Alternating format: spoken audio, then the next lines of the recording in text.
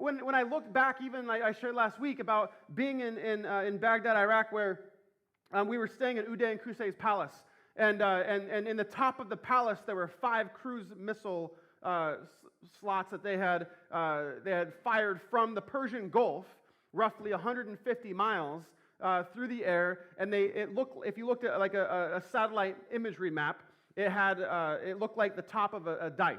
Like that's how precision these rockets were, right? And so these rockets, they went down through about 5 stories of like granite and marble and stone, and then exploded in the basement, right?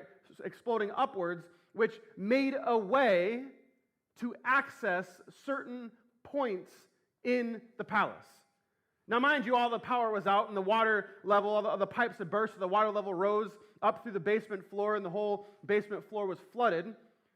But after about 6-7 months, the water began to reside and recede, and so being the adventurer that I was, I'm like, I'm going to find treasure, right? And so on one of my days off, which was rare, we jumped down into this water, which was absolutely disgusting. There was meat lockers that were open that had 6 months of nasty meat that had come out into this water, and we're going through it, but I didn't care because I'm looking for treasure. Right? And I'm going through this nasty, murky sludge, and then all of a sudden I see this locked gate, and I'm like, I'm getting in here, right? This war treasure that I think I'm going to find.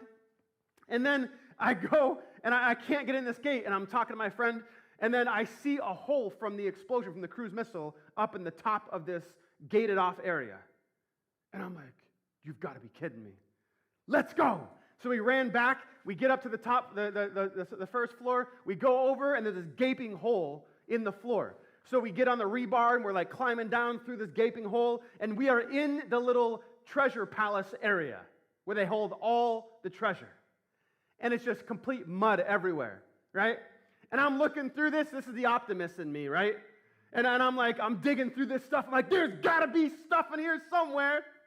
And we're digging and digging, and I find this wooden box, and I'm like, ooh, you've got to be kidding me. So I open it up, and there's crystal, right? And I'm digging through this stuff, and then I find pierced silver spoons, right? And I'm like digging through, I'm like, this thing's endless. I'm like, let's go, we can fill up like 3 or 4 Humvees full of this stuff. So we run back, and I'm telling everyone, I'm like, guys, there's a bunch of stuff in there. And they're like, yeah, go get it and bring it back for us. I'm like, you guys are crazy. Whatever I get, I'm keeping. And so we went back there. We spent like 4 or 5, maybe 6 hours pulling all of this stuff back up. No one came to help us. And as I was looking through 2 Peter 1:11, this whole story came to me because this is what he says. For in this way, there will be richly provided for you. A little bit provided? Mediocre provided? A little bit of wealth provided? No. Richly provided for you, what? An entrance into the eternal kingdom of our Lord Jesus Christ. Get this one. John 17:11 says this. They that were, Jesus prayed that they may be one as we are one. Think about it. Jesus in the Garden of Gethsemane is saying, Father, I want every one of my followers to be so intimate with you and one as you and I are one. Think about that. All aspects of Jesus' life, he wanted that for each one of us. I don't think we think that very much. I mean, we read it, but do we really live and operate that way? That we wake up and we're like, man, today Jesus said he wants me to be one with the Father like he was. Well, if that's the case, then I ought to go away in the morning and spend time with him. We have to be not striving, because that's not what we're talking about, but there's adding things to the things that he's given us. There's a treasure box that he wants us to be searching daily. We talked at the beginning, the statement was, what is the purpose of the Bible? To know the Bible? No.